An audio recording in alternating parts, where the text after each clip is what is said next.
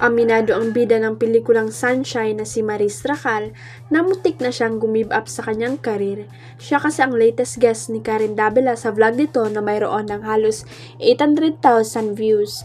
Diretsang tinanong ni Karen si Maris kung dumating na ba ito sa punto na naisip niyang i-give up ang kanyang karir. Yes, well, I think I really wanted to give up because I was asking myself na para saan to lahat? Is it all worth it? Is this worth my fees? Sagot ni Maris. Paglilinaw ng aktres, hindi tumagal ang ganong idea. Pero mga 2 hours lang yun, tapos laban lang. Ganun kasi wala ka naman ibang choice kung hindi labanan lahat ng pagsubok. Mas nanaig kasi sa kanya ang pagmamahal niya sa kanyang trabaho. I love my dream so much na kahit anong problema, kahit anong pagsubok, gagawin ko siya. I love my dreams, I love my job, I love everything about this. Kaya parang gagawin ko lahat para matupad yung pangarap na to. Sabi niya.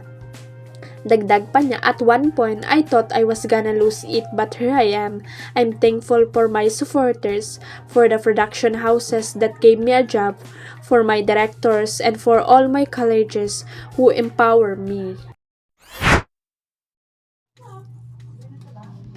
Si Sura Miris ang isang magandang ehemplo ng taong hindi hinihintay ang New Year bago ayusin ang mga bagay-bagay sa kanyang buhay.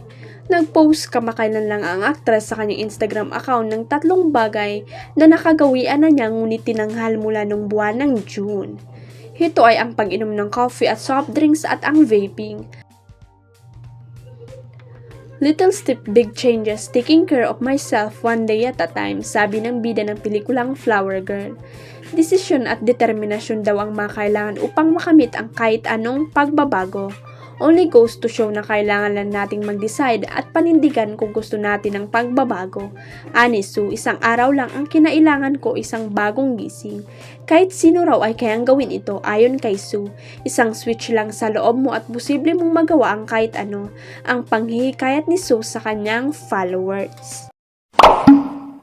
Huwag kalimutang i-click ang subscribe button at i-ring ang notification bell para sa latest at legit chika updates.